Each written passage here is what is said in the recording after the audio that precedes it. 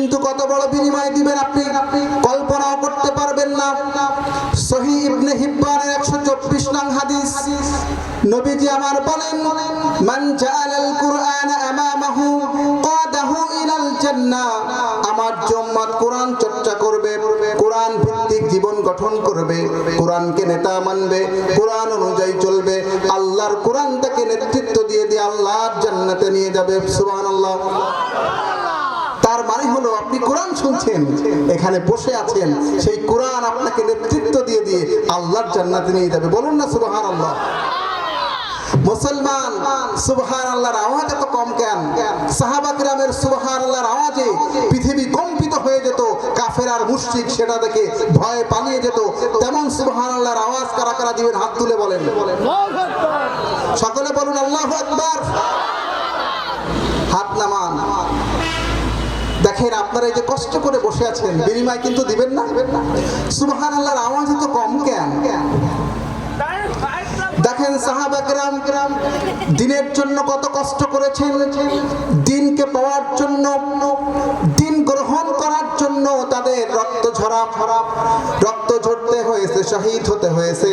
সেজন্যই তাদের সুবহানাল্লাহর পাওয়ার অনেক বেশি ছিল। কিন্তু আমি আর আপনি রেডিমেড ইসলাম জন্মের পর থেকেই আমরা ইসলাম ধর্মে রূপান্তরিত হয়ে গেছি। সেজন্যই পরে আপনারা আমার সুবহানাল্লাহর আওয়াজ এত কম। এবার এক সাহাবীর একটি ঘটনা আমি শোনাচ্ছি। আব্বাদ বিন বিশির এক সাহাবী, যুদ্ধ শেষে সকলে রাতের বেলায় নবী করিম সাল্লাল্লাহু আলাইহি ওয়াসাল্লাম সকলকে বললেন যে রাত হয়ে গিয়েছে, যুদ্ধ শেষে এখন আর যাওয়া যাবে না, এখন এখানে রাত অবস্থান করে তারপর যেতে হবে, যদি শত্রুরা ঘেরাও করে ফেলে এই জন্য। এবার আমার নবীজি সংবাদ দিলেন রাতে পাহারাদার লাগবে 2 জন। তখন আব্বাদ বিন বিশির আর একজন সাহাবী তারা বলল, ইয়া রাসূলুল্লাহ লাব্বাইক, আমরা পাহারা দিব। এইবার আব্বাদ বিন বিশির আর ওই পাহারাদার 2 জন। আব্বাদ বিন বিশির বলল, শোনো পাহারাদার, তুমি একটু ঘুমাও, তুমি রাতের শেষ অংশটাতে পাহারা দিও, আর আমি একটু এখন পাহারা দিব। এই বলে আব্বাদ বিন বিশির সে তার চতুর্দিকে ঘুরে আসলো, তাবু থেকে চতুর্দিকে ঘুরে আসলো। ঘুরে আসার পরে আব্বাদ বিন বিশির তিনি চতুর্দিকে কোনো লোক দেখতে পেলেন না, কোনো সমকাম দেখতে পেলেন না, কাউকে তিনি খুঁজে পেলেন না।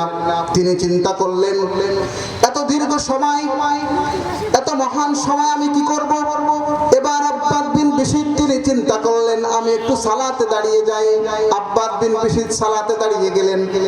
অন্যদিকে কাফেরের স্ত্রী, মক্কার সবচাইতে মহান যোদ্ধা, তার স্ত্রীকে হত্যা করে ফেলল। এই কথা শুনে ওই ব্যক্তি আব্বাদ বিন বিশিরকে হত্যা করার জন্য বিশ্বনবীর এই তাঁবুর কাছে চলে আসলেন। এদিকে আব্বাদ বিন বিশির সে তার নামাজের কিরাত চলছে। এইবার কাফের সে চিন্তা করলো যে আব্বাদ বিন বিশিরের কণ্ঠ শোনা যায় দূর থেকে, আব্বাদ বিন বিশিরকে হত্যার টার্গেট নিল। অনেক দূর থেকে আব্বাদ বিন বিশিরের কণ্ঠ লক্ষ্য করে আব্বাদ বিন বিশিরকে হত্যা করার জন্য সে তার তীরটি ছুঁড়ে মারল। সুনিপুণ ভাবে তীরটি আব্বাদ বিন বিশিরের সিনার মধ্যে এসে লেগে গেল।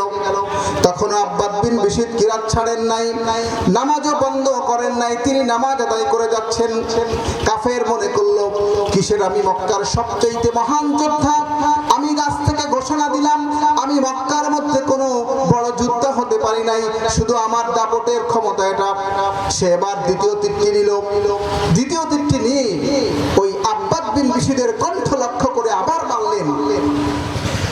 মারার সাথে সাথে সুনিপুণ ভাবে আব্বাদ বিন বিশিরের কণ্ঠের মধ্যে যেখানে তিনি কিরাত পড়ছিলেন ওই বরাবর একটু নিচে এসে লেগে গেল। আব্বাদ বিন বিশির তখনও কিরাত বন্ধ করেন নাই, নামাজ ছাড়েন নাই। ঠিক কাফের মনে করলো দ্বিতীয় তীরটি আব্বাদ বিন বিশিরের গায়ে লাগে নাই। সে এবার তার তৃতীয় তীরটি মারার জন্য কঠিন ভাবে প্রস্তুতি নিয়ে নিলেন। আব্বাদ বিন বিশির তৃতীয় তীরটি মারার সাথে সাথে তার সিনার দিক থেকে ঢুকে এদিকে বের হয়ে গেল। এবার আব্বাদ বিন বিশির তার শরীর থেকে এতটা বেশি রক্ত ঝরছিল, আর ওইদিকে কাফের মনে করছিল আমি মক্কার কোন মহান যোদ্ধা পারি নাই, কারণ হলো আমি এত মহান যোদ্ধা, কিন্তু তিনটি তীর মারার পরেও আব্বাদ বিন বিশিদের গায়ে একটিও লাগে নাই। এবার আব্বাদ বিন বিশিদ তিনি রক্ত ঝরা শরীর নিয়ে, রক্তে পুরো শরীর ভিজে গেছে, এমন অবস্থায় তিনি সালাত শেষ করলেন, কিরাত বন্ধ করলেন না। সালাম ফিরানোর পরে পাশের প্রহরী ভাইকে ডেকে বললেন, ভাই আমার আর সময় নেই, দয়া করে আপনি আল্লাহর নবীর কাছে খবরটা দেন। নবীজি উঠলেন, উঠার পরে বললেন, আব্বাদ বিন বিশিদ, তোমার গায়ে তিনটি তীর লেগেছে, কিন্তু তুমি আমাকে একবারের জন্য ডাকলে না কেন? আব্বাদ বিন বিশিদ বলল, শোনো হে আল্লাহর রাসূল, আপনাকে কেনই বা ডাকবো? তিনটি তীর আমার শরীরে লেগেছে। আল্লাহি রাব্বিল কাবা, কাবার মালিক আল্লাহর কসম করে বলি, এক মুহূর্তের জন্য আমি টের পাই নাই। সুবহানাল্লাহ। সাহাবা কিরাম দিনের জন্য শহীদ হয়ে গেলেন, অথচ আমরা রেডিমেড ইসলাম পেয়েছি, রেডিমেড দিন পেয়েছি। এজন্য আমাদের কোনো সুবহানাল্লাহর আওয়াজ মনে হচ্ছে যে এই মাঠ থেকে বের হচ্ছে না। আপনার সুবহানাল্লাহর আওয়াজে তো কাফের আর মুশরিক তাদের ভূমি থেকে অন্তরে কম্পিত হওয়ার কথা, ঠিক কিনা মুসলমান? এজন্য সুবহানাল্লাহর আওয়াজ আসতে হবে না জোরে হবে? ঠিক দেখেন, সাহাবা কিরাম দিন গ্রহণ করার জন্য, দিনকে নেওয়ার জন্য, ইসলাম ধর্মে রূপান্তরিত হওয়ার জন্য তারা কতটা কষ্ট করেছেন একটু লক্ষ্য করুন। একজন সাহাবী, যার নাম আব্দুল্লাহ জুল বাজাদাইন। কি নাম? সকলে বলুন কি নাম? আব্দুল্লাহ জুল বাজাদাইন। তার বাবা ছিলেন সবচাইতে একজন ধনী মানুষ। তার বাবার মৃত্যুর পরে সে তার চাচার কাছে থেকে লালিত পালিত হচ্ছিল। ঠিক এই সময়ে তার চাচা বলেছিল যে এইবার যদি নবীজি হিজরত করে আসেন, তাহলে পরে আমরা তার কাছে ইসলাম গ্রহণ করব। কিছুদিন যাওয়ার পরে এবার চাচা তাকে বলল যে নবীজি এবার আসছেন, কিন্তু আমি ইসলাম ধর্ম গ্রহণ করব না, আমি আমার বাপ দাদার ধর্মেই সীমাবদ্ধ থাকবো। এবার ওই ভাতিজা বলল, চাচা আমি ইসলাম ধর্ম গ্রহণ করব।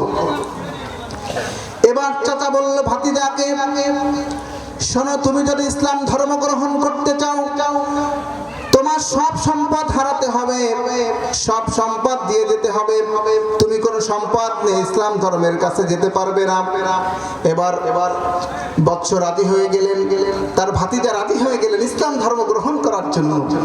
এবার চাচা বললে, শোনো আব্দুল্লাহ জুল বাজাদাইন, যে তুমি ইসলাম ধর্ম গ্রহণ করতে হলে তোমার গায়ে যে জামাটা আছে, পরনে যে প্যান্টটা আছে, এটাও খুলে আমাকে দিয়ে যেতে হবে।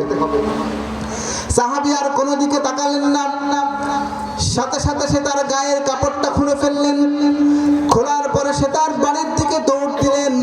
দৌড় দেওয়ার পরে সে তার মায়ের কাছে গেলেন, মা লজ্জায় তার চোখটা ঢেকে ফেললো। ঢেকে ফেলার পরে মাকে বললেন, মা আমাকে দয়া করে এক টুকরা কাপড় দিন। তার মা তার ঘরের ভিতরে গেল, আর এক টুকরা কম্বল তাকে দিলেন। এইবার ওই কম্বল সে নিজের শরীরে পেঁচিয়ে সে এবার রওনা দিলেন বিশ্ব নবীর দরবারে। নবীজি কাছে যে বসে আছেন, নবীজি আসবেন ফজরের আগে যে বসে আছেন। নবীজি ফজরের পরে আসলেন, আসার পরে বললেন যে তোমাকে তো একটু চেনা চেনা লাগে। তখন বললেন, আমার বাবা মদিনায় সবচাইতে ধনী ব্যক্তি ছিলেন, যেই আতর যেই খুশবু একবার ব্যবহার করতেন, দ্বিতীয়বার আর কখনো ব্যবহার করতেন না।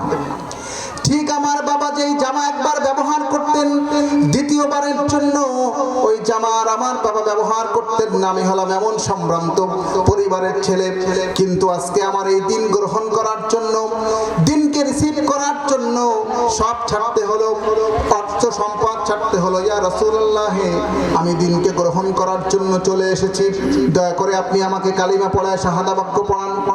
নবীজি শাহাদা বাক্য পড়িয়ে দিলেন। পড়ানোর পরে নবীজির সাথে অসংখ্য অগণিত যুদ্ধে সে নবী করিম সাল্লাল্লাহু আলাইহি ওয়াসাল্লামের সাথে সে গিয়েছে। যাওয়ার পরে আমার নবীজি অনেক যুদ্ধ শেষ হওয়ার পরে তবুক অভিযানে আমার নবীজিকে সে বললেন, ইয়া রাসূলুল্লাহ, আজকে আমার জন্য একটু দোয়া করেন, আমি যেন শাহাদাতের মৃত্যুটা আমার নসিব হয়। সাথে সাথে আমার নবীজি হাত উঠালেন, উঠানোর পরে বললেন আব্দুল্লাহ জুল বাজাদাইনের জন্য, ইয়া রাব্বাল আলামিন, আব্দুল্লাহ জুল বাজাদাইনের রক্ত কাফেরদের জন্য হারাম আমি ঘোষণা করলাম, আপনি হারাম ঘোষণা করেন। আব্দুল্লাহ জুল বাজাদাইনের এই দোয়া শুনে তার মনটা খারাপ হয়ে গেল। আব্দুল্লাহ জুল বাজাদাইন এবার বলল, ইয়া রাসূলুল্লাহ, আমি দোয়া চাইলাম শহীদ হওয়ার জন্য, আপনি কিসের দোয়া করছেন? এবার নবী করিম সাল্লাল্লাহু আলাইহি ওয়াসাল্লাম বললেন, আব্দুল্লাহ জুল বাজাদাইন, টেনশনের কোনো কারণ নাই, চিন্তার কোনো কারণ নাই। তুমি যদি জড় মৃত্যুবরণ করো, তোমাকে আল্লাহ রাব্বুল আলামিন শহীদের মাকাম পৌঁছায় দিবেন। সুবহানাল্লাহ। ঠিক আব্দুল্লাহ জুল বাজাদাইনের মৃত্যু তবুক অভিযানে হলো। তবুকের শেষের দিকে আব্দুল্লাহ জুল বাজাদাইনের রাতের বেলা 3:30টার পরে গভীর রাতে প্রচুর পরিমাণের ঝড় হয়েছিল তবুকে। ঝড় হওয়ার পরে সকল সাহাবা কিরামের শরীর ভিজে গিয়েছিল, ঠান্ডা লেগে আব্দুল্লাহ জুল বাজাদাইনের জ্বর চলে আসলেন, কিছুক্ষণ পরে ইন্তেকাল করলেন। আমার নবীকে খবর দেওয়া হলো। নবী করিম সাল্লাল্লাহু আলাইহি ওয়াসাল্লাম হযরত ওমর ফারুক রাদিয়াল্লাহু তাআলা আনহুকে বললেন কবর খনন করার জন্য। ওমর ফারুক কবরটা খনন করলেন। কবর খনন করার পরে এবার নবী করিম সাল্লাল্লাহু আলাইহি ওয়াসাল্লাম নিজেই আব্দুল্লাহ জুল বাজাদাইনের দাফনের ব্যবস্থা করতে বললেন। এবার সাহাবা কিরাম বললেন, ইয়া রাসূলুল্লাহ, আপনার আব্দুল্লাহ জুল বাজাদাইনের শরীরে এমন কাপড় আছে যেই কাপড় তার পায়ের দিক থেকে ঢাকলে মাথার দিক পর্যন্ত যায় না, আর মাথার দিক থেকে ঢাকলে পায়ের দিক পর্যন্ত যায় না, কিভাবে আমরা তার কাফনের ব্যবস্থা করব? নবী করিম সাল্লাল্লাহু আলাইহি ওয়াসাল্লাম বললেন, তৎকালীন সময়ে মক্কাতে একটি প্রসিদ্ধ ঘাস আছে যার নাম ইদখির, এখনো আছে। এই ইদখির ঘাসটা অনেক বড় হয়। বললেন একটা ইদখির ঘাস দিয়ে তার পায়ের দিকে ঢেকে দাও।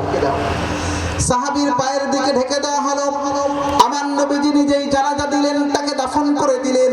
একটু লক্ষ্য করুন, ওই সাহাবী ইসলাম গ্রহণ করার জন্য সম্পদ ছাড়তে হয়েছে, অর্থ ছাড়তে হয়েছে, দুনিয়ার সম্মান ছাড়তে হয়েছে, কিন্তু ওই সাহাবীর মর্যাদা বেশি না কম দুনিয়ার সকলের চাইতে? সকলে বলুন, বেশি না কম? তাহলে এরকম আপনার কি শহীদ হতে হচ্ছে? অর্থ সম্পদ ছাড়তে হচ্ছে? রেডিমেড ইসলাম পেয়েছি, এজন্যই সুবহানাল্লাহর আওয়াজ এত কম। সকলে জোরে আওয়াজ করে বলুন সুবহানাল্লাহ। সকলে একটু স্লোগান দিবেন, রাজি আছেন? আল কোরআনের আলো, আল হাদিসের আলো, আল কোরআনের আলো, আরো জোরে আল কোরআনের আলো। কারণ হলো কোরআন হলো এমন কিতাব, কিতাবুন আনসালনাহু ইলাইকা লিতুখরিজান নাসা মিনাজ যুলুমাতি ইলান নূর। কোরআন হলো এমন কিতাব, এমন নূর, এই কিতাবের কাছে যারা আসবে তাদেরকে অন্ধকার থেকে আলোর দিকে নিয়ে আল্লাহর জান্নাত পর্যন্ত পৌঁছে দিবে। সুবহানাল্লাহ। কার কথা? কার কথা? আল্লাহর কথা। আল্লাহ বলছেন অন্ধকার থেকে আলোর দিকে নিয়ে এসে জান্নাত পর্যন্ত পৌঁছে দিবে। তাহলে আপনারা এই কিতাবের আলোচনা শুনতে এসে খুশি না বেজার? সকলে বলুন, খুশি না বেজার? আপনি খুশি, আমিও খুশি, একজন শুধু বেজার, তিনি কে? শয়তান। আমরা জানি, আমরা সকলে জানি এটা। শয়তানের একটি টার্গেট আছে, সেই টার্গেটটা হলো যে ওয়াজ মাহফিল হলে কিভাবে এমন দোকান দেওয়া যায় সব লোক ওই দোকানে যাবে, মাহফিলে কেউ আসবে না। ঠিক কিনা? এজন্য আমরা যে বড় প্রোগ্রামগুলো করি সেখানে কোনো দোকানের ব্যবস্থা থাকে না। এবার দোকানদাররা বলবে, হুজুর আমাদের ব্যবসায় লালবাতি জ্বালাচ্ছেন। আসলে লালবাতি নয়, আপনারা বিক্রি করে ঈশার আজানের আগেই শেষ করে দিবেন, বিকাল বেলায় শেষ করে দিবেন। কারণ হচ্ছে এই প্যান্ডেলে যে লোক আছে 3 ভাগের 1 ভাগ লোক কিন্তু দোকানে আছে, আছে কিনা? যদি দোকান না থাকতো এরা কি আসতো কিনা? এই জন্য যারা মাহফিল কর্তৃপক্ষ আছেন তারা যদি এই দোকানগুলোকে মাগরিবের আগেই ক্লোজ করে দেওয়ার ব্যবস্থা করেন, তাহলে ঈদ সরিয়ে এখানে মাহফিলে লোক ধরতো না। ঠিক কিনা? এজন্য আপনারা এই উদ্যোগগুলো নেবেন। আর সবচেয়ে বড় কথা হচ্ছে যে আপনারা বসে আছেন।